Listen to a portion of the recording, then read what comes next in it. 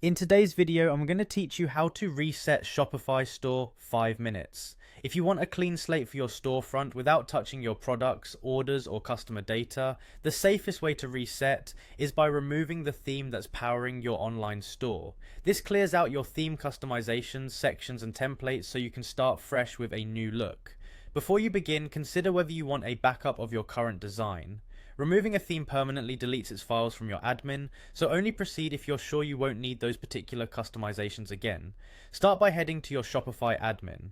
Once you're in the dashboard, look to the left-hand sidebar and open the online store section. This is where your storefront settings live, and it's where you manage themes, pages, navigation, and more. Inside Online Store, go to Themes. You'll see the theme that's currently powering your live storefront at the top, and any additional themes you've added below in your theme library.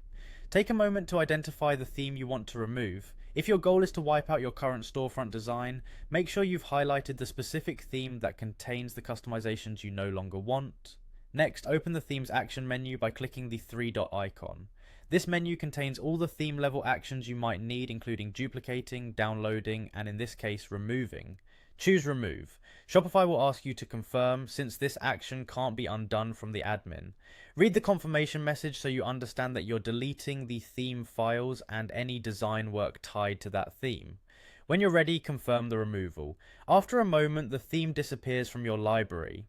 That's your reset. The storefront design tied to that theme is gone, freeing you to rebuild with a clean foundation. Your data, like products, collections, and customers, remains intact because those live separately from the theme.